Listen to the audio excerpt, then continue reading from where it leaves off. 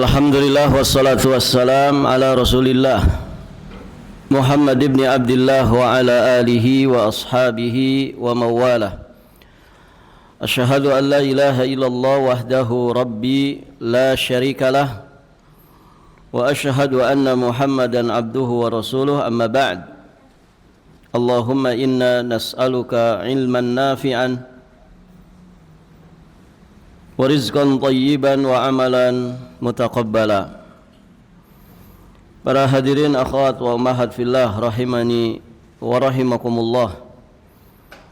Alhamdulillah, pada kesempatan ini insyaallah taala kita akan melanjutkan pembahasan kita, masih di pembahasan Kitabut Tauhid alladzi huwa haqqullah 'alal 'abid, karya Syekhul Islam Al-Mujaddid Al-Imam Muhammad At-Tamimi An-Najdi Al-Hambali alaihi rahmatullah, dengan penjelasan Al-Jadid karya Syekh Muhammad bin Abdul Aziz As-Sulaiman Al-Qara'awi rahimahullahu ta'ala. Baik, sekarang kita masuk di bab ke-13. Betul Ibu ya?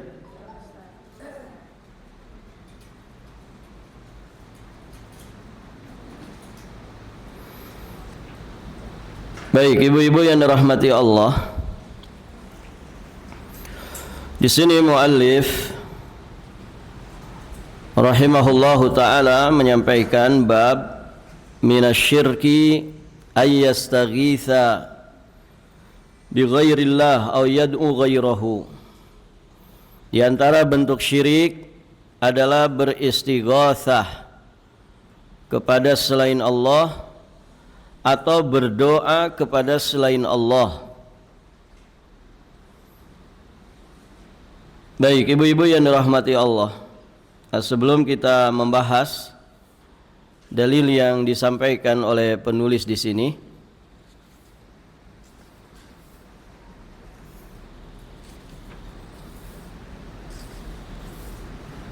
ada sekitar 6 dalil ya yang disampaikan.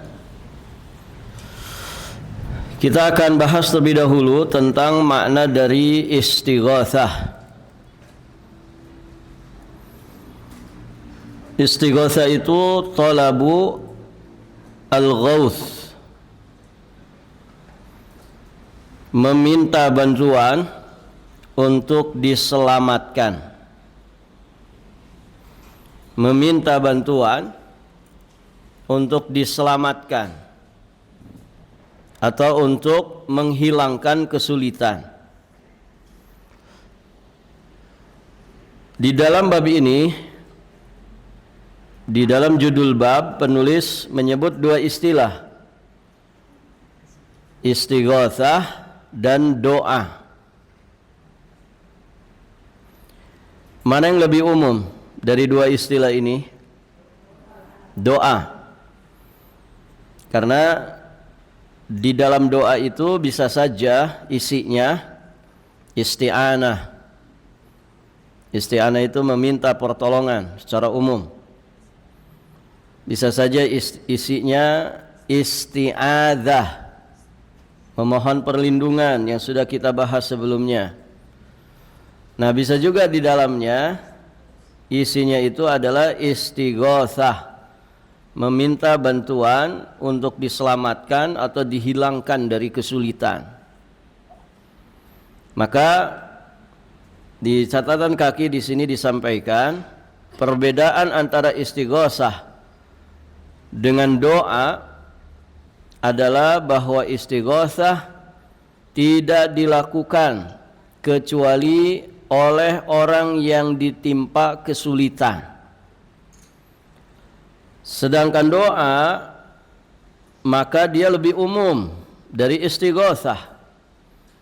Karena doa itu bisa dipanjatkan oleh orang yang menghadapi kesulitan maupun selainnya. Maka diiringkannya doa kepada istighatsah ini termasuk mengiringkan sesuatu yang umum kepada yang khusus. mengidhofatkan sesuatu yang umum kepada sesuatu yang khusus. Ini biasa dalam bahasa Arab. Doa di sini dikaitkan atau disertakan setelah menyebutkan istighotsah. Berarti mengaitkan sesuatu yang umum, yaitu doa, kepada sesuatu yang khusus, yaitu istighotsah.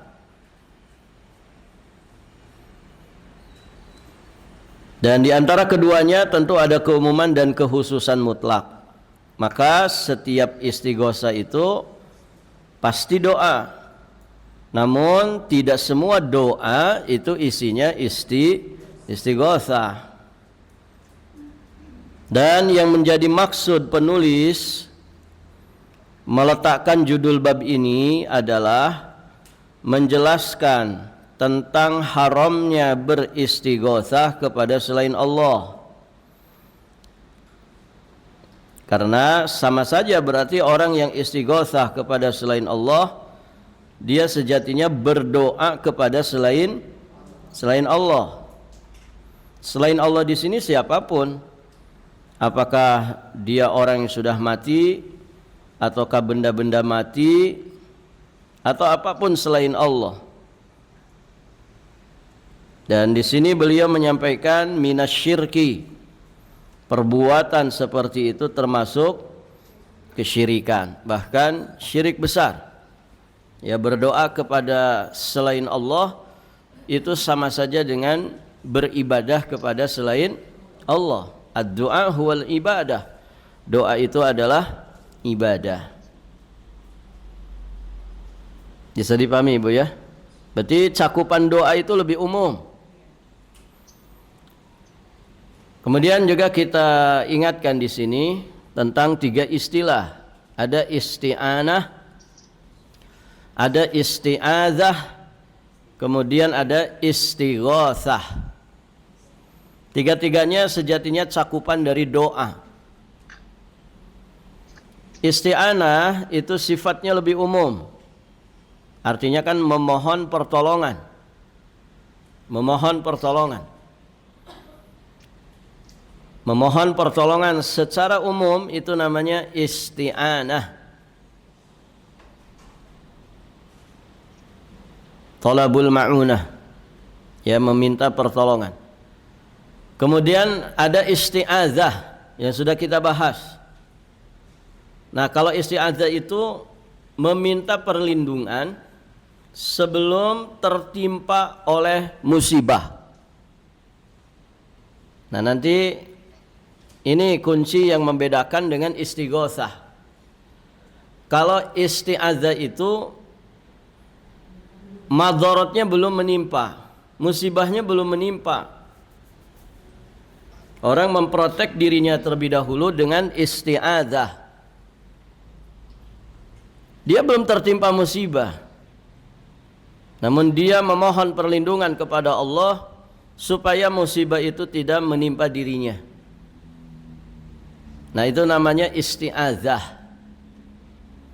Ada orang misalkan Ibu, dia baca doa, Allahumma inni a'udzubika minal barasi wal jununi wal judhami wa min sayyi'il asqami.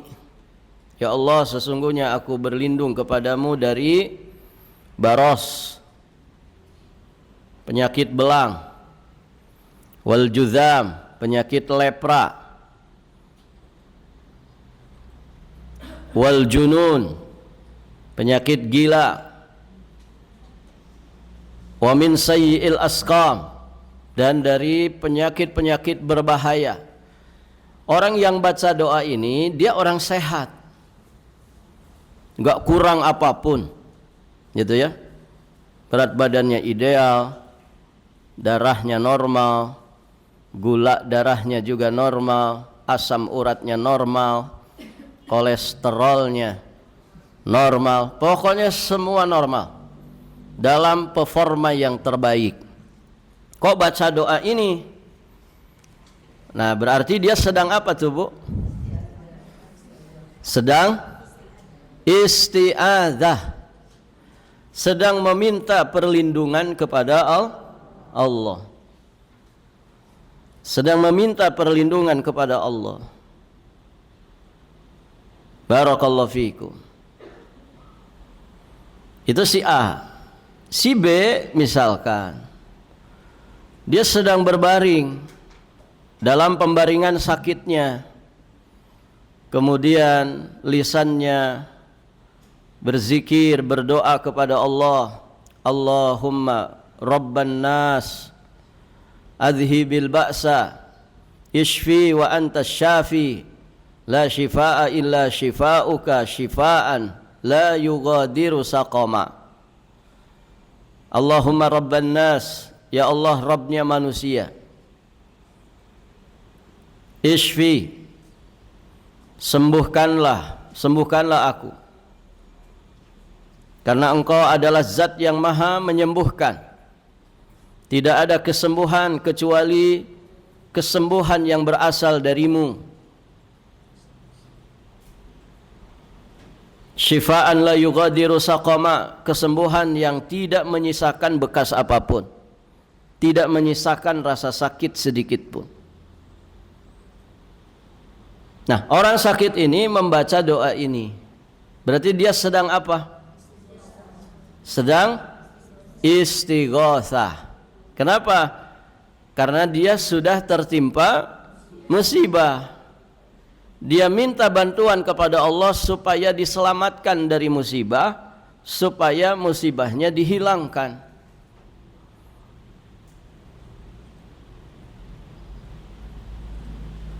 Bisa dipahami Ibu? Ada orang di PHK Ibu. Lagi hujan kayak gini, dia tengadahkan kedua tangannya, ya Razzaq urzuqni rizqan katsiran tayyiban mubarakan fi. Ya Allah, berikan kepada saya rezeki yang banyak, berlimpah, rezeki yang berkah, rezeki yang thayyib. Thayyib, berarti dia sedang apa? Hah? Sedang apa, Bu? Allahumma aktsir mali, ya Allah perbanyak hartaku. Dia sedang isti'anah, juga sedang istighatsah. Orang di PHK punya duit tidak? Mungkin tabungannya habis ya. Berarti dia sedang susah, sedang tertimpa musibah, PHK. Banyak PHK besar-besaran. Dia sedang musibah, kemudian dia minta kepada Allah diberikan rezeki yang berkah.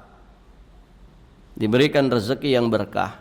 Berarti dia sedang meminta kepada Allah supaya Allah menyelamatkan dirinya dari musibah, kesulitan ekonomi ini. Nah, dia sedang istighatsah. Barakallahu fikum. Itu Ibu ya. Jadi bedanya, kalau isti'adzah itu musibahnya belum menimpa. Tapi kalau istighatsah itu diucapkan oleh orang yang sudah ditimpa kesulitan. Dia minta kepada Allah diselamatkan dan dihilangkan kesulitan itu dari dirinya. Makanya kalau ada la qadarullah alaina, semoga Allah tidak takdirkan kepada kita, ada masa-masa sulit misalkan kemarau panjang, paceklik, susah air, susah pangan. Baik, ibu-ibu yang dirahmati Allah, bahkan susah nafas misalkan gara-gara kebakaran hutan, kan kemarau. Kita pernah merasakan itu Ibu ya, di Balikpapan. Itu udaranya nggak enak banget memang. Ya, udara siang itu lihat rumput pada coklat yang harusnya hijau, begitu ya. Orang kesusahan air. Baik, Ibu yang dirahmati Allah. Nah, makanya ada istilah akan diadakan istighosahan. Jadi bukan isti'adzahan, tapi istighosah. Ya, sambil sholat istisqa, sholat minta hujan. Ya, alhamdulillah ini hujan turun walaupun tidak diminta gitu. Nah, berarti itu sudah tertimpa musibah kekeringan. Maka ibu-ibu yang dirahmati Allah, apa yang mereka lakukan itu namanya istighatsah. Bisa dipahami Ibu ya? Insyaallah mudah. Kita lanjut. Dalil pertama yang disampaikan oleh penulis di dalam bab ini adalah firman Allah surat Yunus ayat 106. Allah Subhanahu wa taala berfirman, "Wala tad'u min dunillah ma la yanfa'uka wa la yadhurruk fa in fa'alta fa innaka idzam minadh dhalimin." Janganlah engkau sembah selain Allah, janganlah engkau berdoa kepada selain Allah. Siapa selain Allah ini? Ma la yanfa'uka wa la yadhurruk, sesuatu yang tidak memberi manfaat kepadamu, tidak pula memberi madarat kepadamu. Fa in fa'alta, sebab jika engkau lakukan yang demikian itu, fa innaka idzam minadh dhalimin, sesungguhnya engkau termasuk orang-orang yang zalim. Baik, ibu-ibu yang dirahmati Allah. Pensyarah rahimahullahu taala beliau menjelaskan beberapa kosakata di dalam ayat ini. Ada kalimat la tad'u. La tad'u, janganlah kamu berdoa. Doa itu sering kita bahas, mencakup dua. Ada doa ibadah, ada doa masalah. Doa ibadah itu yang lazim kita kenal dengan istilah ibadah itu sendiri. Salat, zakat, puasa, haji, sedekah. Nah, itu semua adalah doa ibadah. Karena tidak ada satupun peribadatan yang dilakukan oleh seorang hamba melainkan pasti di dalamnya ada doa, ada permintaan. Di dalam salat pasti ada doa, di dalam ibadah puasa pasti ada doa, di dalam ibadah haji pasti ada doa, dalam infak sedekah kita pasti ada doa, ada harapan. Barakallahu fikum. Nah, itu namanya doa ibadah. Yang kedua doa masalah, doa permohonan. Ini yang kita lazim, ini yang lazim kita kenal dengan doa itu sendiri. Orang memanjatkan seluruh hajatnya kepada Allah Subhanahu wa taala di waktu-waktu mustajab. Nah, itu namanya doa masalah. La tad'u, janganlah kamu berdoa, baik dengan doa ibadah ataupun dengan doa masalah. Khitab dari ayat ini pertama tertuju kepada Nabi, jelas. Untuk kemudian ini juga menjadi ibrah bagi seluruh umatnya. Ada kalimat ma la yanfa'uka, ada ma di situ. Ma itu namanya isim mausul, kata sambung.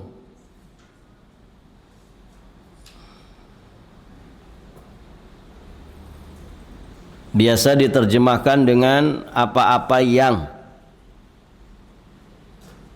Barakallahu fikum. Maka ini mencakup setiap yang dijadikan sasaran doa. Maksudnya apa? Pokoknya segala sesuatu, apa-apa yang selain Allah itu tidak boleh jadi sasaran doa. Mak di situ ya sifatnya umum. Semua selain Allah tidak boleh dijadikan sesembahan, dijadikan tujuan di dalam kita menunjukkan doa-doa kita. Kenapa? Karena la yanfa'uka wa la yadurruk. Segala sesuatu selain Allah tentu tidak bisa memberikan manfaat dan menghindarkan madarat dengan sendirinya. Karena itu hanya Allah yang kuasa. Tayyib, ibu-ibu yang dirahmati Allah. Jadi tanpa ada kecuali siapapun selain Allah itu. Artinya jangan begini, Ibu. yang saya berdoa kepadanya ini kan memang makhluk, tapi dia ini orang soleh, wali Allah. Tapi dia ini nabi, tapi dia ini rasul. Bukan benda mati, bukan sembarangan orang. Boleh dong kalau begitu. Nah, ini pemahaman yang keliru. Semua selain Allah itu tidak boleh dijadikan tandingan, sekutu bagi Allah dalam peribadatan. La malakun muqarrabun wala nabiyyun mursalun. Ya. Tidak berupa malaikat yang dekat kepada Allah, tidak juga seorang nabi seorang rasul yang diutus. Artinya kalau malaikat dan nabi saja tidak boleh dijadikan sekutu tandingan bagi Allah dalam peribadatan, maka lebih-lebih lagi yang selainnya. Begitu. Kemudian kalimat yanfa'uka, memberi manfaat untukmu, yakni maksudnya mendatangkan manfaat bagimu. Yadurruka, menimpakan madarat atasmu.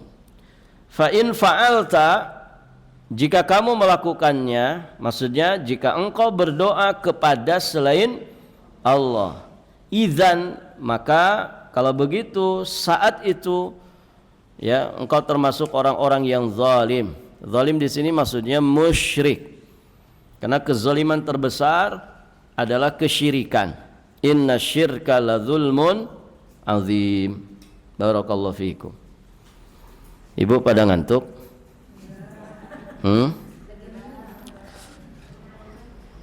Adem banget ya.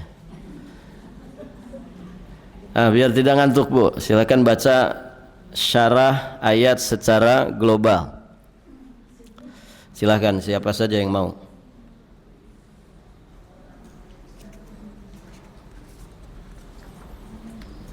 Boleh dibantu dibacakan, silakan.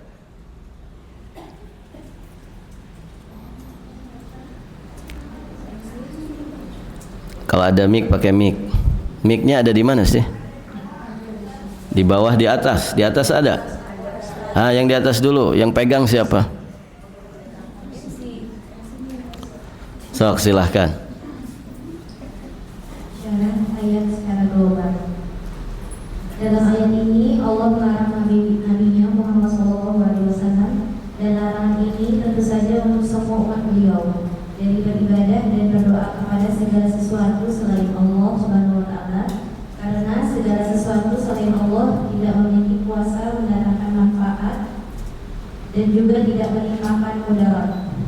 Allah mengabarkan kepada Nabi-Nya SAW bahwa kalau seandainya beliau melakukan itu, dan itu tentu tidak mungkin beliau lakukan, maka beliau menjadi termasuk di antara orang-orang musyrik.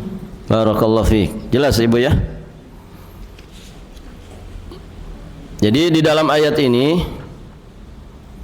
Nabi dilarang oleh Allah. Tentu umatnya juga masuk dalam larangan ini untuk beribadah kepada selain Allah, menyekutukan Allah dalam peribadatan. Kenapa? Alasannya apa?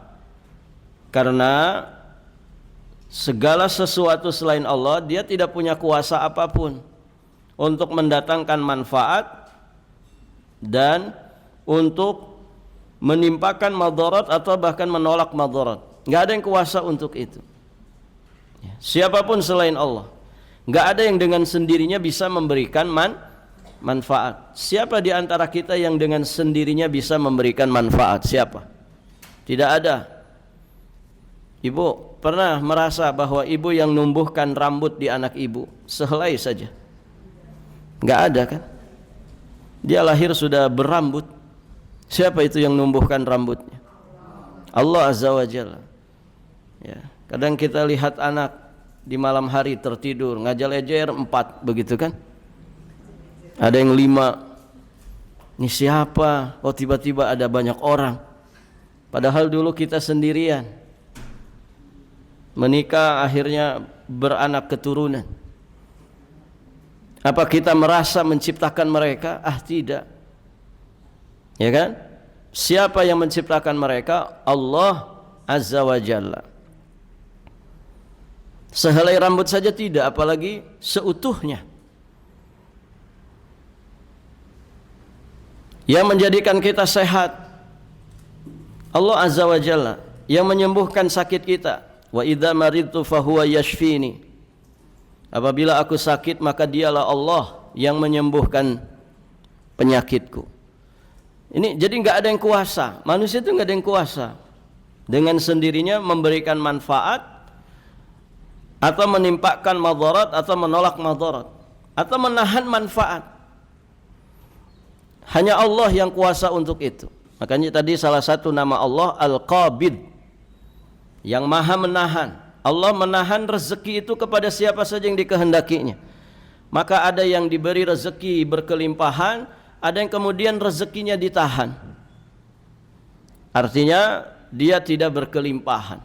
Itu kuasanya Allah. Dan ibu, kalau mau dihitung pakai kerja keras, tentu orang-orang yang kerja keras harusnya lebih banyak dapat, kan begitu?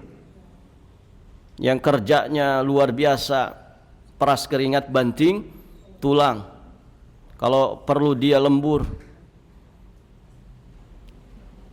Tapi ternyata ada orang yang cuma nangkring-nangkring saja, dapat duit dia, dapat rezeki. Nah, artinya berarti yang kuasa melapangkan, yang kuasa menahan, menyempitkan, itu hanya Allah. Hanya Allah. Barakallahu fiikum. Ya, makanya memberi motivasi juga jangan kebablasan. Ya, sebagian motivator kan begitu. Kaya miskin tuh gimana kita? Begitu kan? Padahal yang menentukan rezeki siapa? Allah azza wa jalla. Atau kalau gimana kita, ibu, tidak ada orang yang mau miskin. Semua pasti milih kaya. Ya kan? Artinya apa? Tugas manusia bukan untuk menentukan harus banyak rezeki saya, harus sedikit. Enggak. Tugas manusia ikhtiar sesuai dengan apa yang menjadi petunjuk dari Allah Subhanahu wa taala dan juga batasan-batasannya. Ya, adapun kemudian Allah menakdirkan kita tidak berkelimpahan, ya itu kan peluang kebaikan untuk kita bersabar. Yang diberi keberlimpahan, maka ibu yang dirahmati Allah juga menjadi peluang kebaikan bagi dirinya untuk bersyukur. Dan tentu ada hikmah besar di balik itu semua. Orang kaya akhirnya bisa berbagi kepada kaum du'afa, dan demikian seterusnya. Sehingga ya, seimbang perjalanan kehidupan ini berjalan dengan baik. Barakallahu fiikum. Taib. Nah, yang kuasa untuk itu semua hanya Allah. Manusia enggak kuasa. Sehingga manusia itu tidak punya sifat-sifat ketuhanan. Karena memang dia bukan khalik, tapi dia adalah makhluk. Barakallahu fiikum. Kemudian Allah pun mengabarkan kepada nabinya, ini ancamannya pertama kali kepada Nabi, fa in fa'alta, jika engkau melakukan itu. Walaupun mustahil ya seorang nabi dan rasul kemudian berbuat syirik kepada Allah, itu mustahil. Namun disinilah hikmah yang Allah inginkan. Kalau seorang nabi dan rasul saja melakukan kesyirikan, ya melakukan hal yang tadi, berdoa kepada selain Allah, maka dia berarti jatuh ke dalam kesyirikan dan akan digolongkan kepada orang-orang yang zalim, orang-orang yang syirik. Maka bagaimana dengan selain nabi dan rasul? Begitu. Pelajarannya begitu. Taib, ibu-ibu yang dirahmati Allah. Kita lanjut. Faidah-faidah yang bisa kita dapatkan dari ayat yang mulia ini, bahwasannya mendatangkan manfaat dan menolak madarat adalah di antara perbuatan khusus Allah. Ini kekhususan bagi Allah semata. Tidak ada yang kuasa untuk itu dari makhluknya. Siapa di antara kita yang bisa nolak madarat, ibu? Enggak ada kan?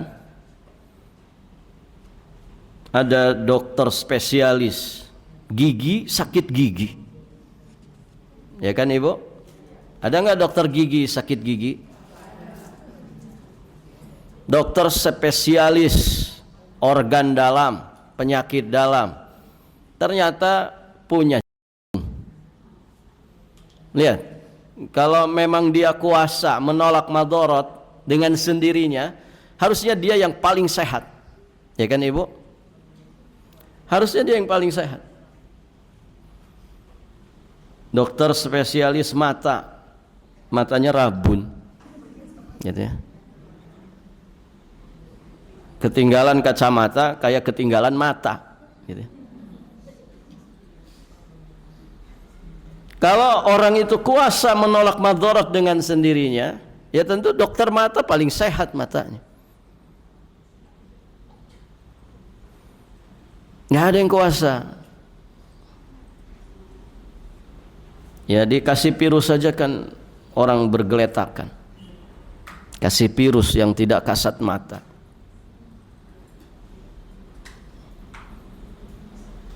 Jadi hanya Allah yang kuasa untuk itu. Dan ini akidah muslim. Sehingga Ibu, orang bertauhid itu nggak akan sombong. Nggak akan sombong. Apa yang dia sombongkan? Dia tidak punya kuasa apa-apa. Dia hanya bisa berikhtiar sesuai dengan apa yang Allah qadratkan, apa yang Allah mudahkan bagi dirinya. Selebihnya tawakal dia, taslim dia kepada Allah.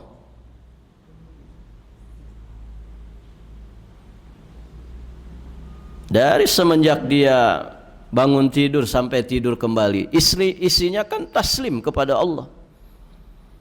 Doa keluar rumah sudah bismillahi tawakkaltu 'alallahi la haula wala quwata illa billah. Ya, kemudian doa mau tidur apa? Allahumma inni alja'tu dhahri ilaik, ya. Wa aslamtu nafsi ilaik. Ya, doa tidur apa Bu? Sok dibaca Tara, suka dibaca tidak? Ibu-ibu seneng yang pendek-pendek aja. Keburu ngantuk Bu.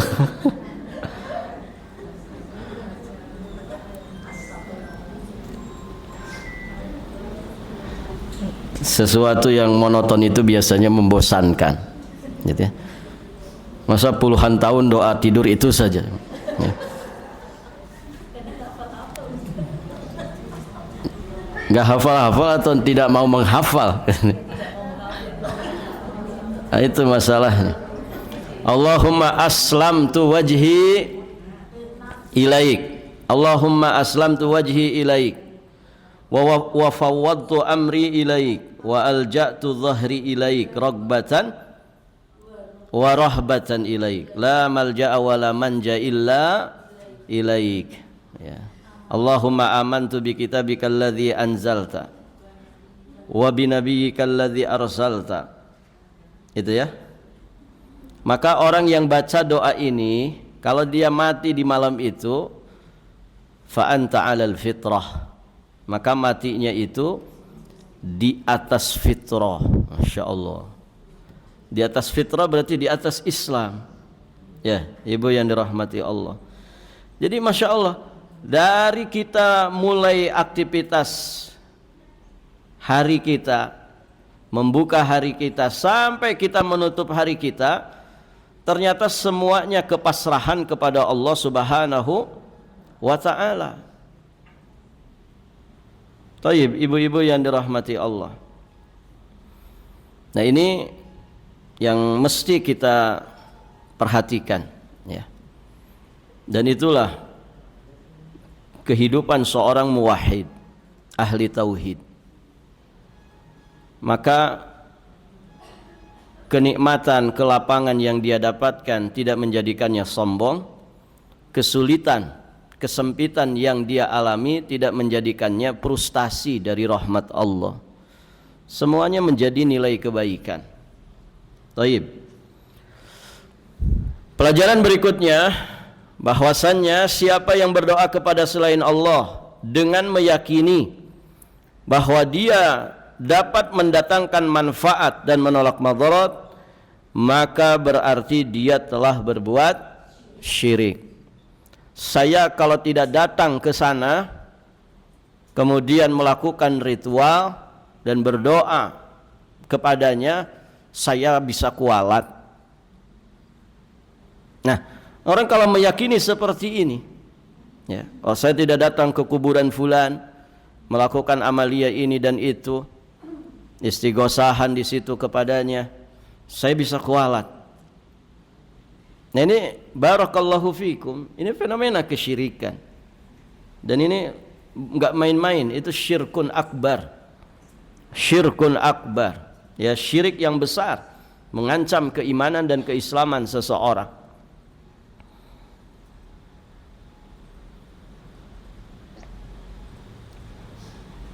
La nafi'a illallah. Ya, tidak ada yang maha memberikan manfaat kecuali hanya Allah. Tidak ada yang kuasa menimpakan madarat kecuali Allah Azza wa Jalla. Taib, ibu-ibu yang dirahmati Allah. Di faidah terakhir beliau sampaikan syirik itu dianggap sebagai kezaliman. Apa maknanya zalim, ibu? Makna zalim itu apa? Wad'u syai' fi ghairi mahallih, menempatkan sesuatu tidak pada tempatnya, itu namanya zalim. Taib. Kenapa syirik dikatakan zalim? Kenapa, Bu?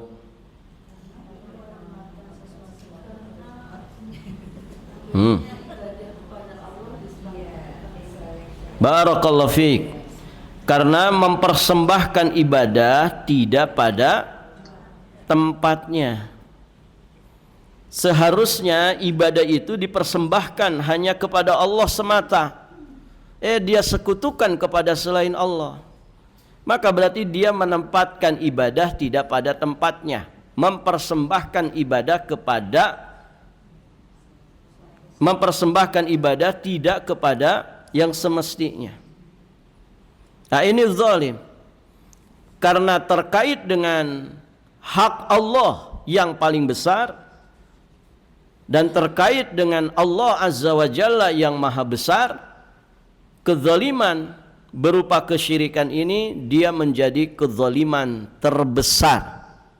Kezaliman terbesar. Inna syirka la zulmun azim. Sesungguhnya kesyirikan itu merupakan kezaliman yang terbesar. Apakah zalim yang lain bisa kita entengkan? Ya tidak juga. Bukan berarti kezaliman yang lain itu jadi enteng, enggak. Zalim itu kan 3 ya kata Nabi. Az-zulmu salasah. Zalim itu ada 3. Pertama, fadzulmun la yatrukuhullah. Kezaliman yang tidak akan Allah biarkan. Wa zulmun yaghfir. Ada kezaliman yang masih berpeluang diampuni oleh Allah. Wa zulmun la yaghfir. Dan kezaliman yang Allah tidak akan mengampuninya. Jadi ada berapa, Bu? 3. Zalim yang tidak akan Allah biarkan, kemudian zalim yang diampuni, dan zalim yang tidak diampuni. Zalim yang tidak Allah biarkan itu zalim seorang hamba kepada hamba yang lain. Anak zalim ke orang tua itu enggak akan Allah biarkan tuh. Di dunia saja biasanya sudah diberitakan, ditampakkan hukumannya. Anak durhaka itu ngeri, ya, hidupnya enggak berkah. Anak zalim ke orang tua, atau misalkan Murid zalim ke guru, rakyat zalim ke pemimpin, atau sebaliknya, pemimpin zalim ke rakyat. Itu la yatrukuhullah, tidak akan Allah biarkan. Artinya apa? Berbahaya sekali. Hukumannya biasanya instan di dunia. Para pelaku zalim itu, gitu ya, mengerikan. Zalim kepada sesama manusia. Maka hati-hati ibu terkait dengan kehormatan orang, nama baik orang, ya. Zalim kepada sesama hamba Allah tidak akan Allah biarkan. Dan sudah terlalu banyak kisah nyata tentang itu. Al jaza min jinsil amal. Balasan itu sekadar dengan amal perbuatan. Kalau orang sombong, maka balasan setimpalnya dihinakan manusia, direndahkan oleh manusia. Kenapa? Karena dia merasa tinggi, maka balasan setimpalnya direndahkan. Begitu. Orang tahdzir sembarangan, akhirnya dia sendiri yang ditahdzir. Kan begitu? Mentahdzir sembarangan tanpa batasan, akhirnya dia sendiri yang ditahdzir. Ditahdzir itu diperingatkan keras, diboikot. Begitu. Kezaliman itu mengerikan. Zalim kepada sesama hamba Allah itu tidak akan Allah biarkan. Makanya pesannya Nabi kan, siapapun yang punya kezaliman faliyatahallalhul yaum, segera minta dihalalkan hari ini juga, sebelum segala sesuatunya menjadi penyesalan. Ya, kalau kita punya salah ke orang tua, segera Bu, segera. Mumpung masih masih hidup. Yang tidak akur sama saudara sendiri, ayo akur, gitu kan? Jangan sampai dibawa mati. Taib. Itu zalim pertama. Zalim yang kedua, zalim yang berpeluang mungkin masih akan mendapatkan ampunan Allah, yaitu zalim seseorang kepada dirinya sendiri. Maksudnya apa? Ya, dia bermaksiat kepada Allah selain kesyirikan, ya, maka masih mungkin orang itu mendapatkan ampunan dari sisi Allah selama bukan kekufuran dan kesyirikan. Kemudian ada zalim yang tidak diampuni. Itulah zalim kepada Allah terkait dengan peribadatan. Dengan kata lain, kesyirikan. Itu kezaliman yang tidak akan diampuni jika dibawa mati dan tidak sempat ditobati. Innallaha la yaghfiru ayyushraka bih wa yaghfiru ma duna dzalika liman yasha. Sesungguhnya Allah tidak akan mengampuni dosa syirik, dan Allah Subhanahu wa taala akan mengampuni dosa selain itu bagi siapa saja yang dikehendakinya. Barakallahu fikum. Baik, ibu-ibu yang dirahmati Allah, sudah jam 11. Ya Bu, kurang 2 menit. Kita cukupkan saja sampai di sini. Insyaallah taala nanti kita lanjutkan di kesempatan berikutnya biidznillah. Kita akhiri dan kita tutup dengan doa kafaratul majlis. Subhanakallahumma bihamdik, asyhadu an la ilaha illa anta astaghfiruka wa atubu ilaik. Wassalamualaikum warahmatullahi wabarakatuh.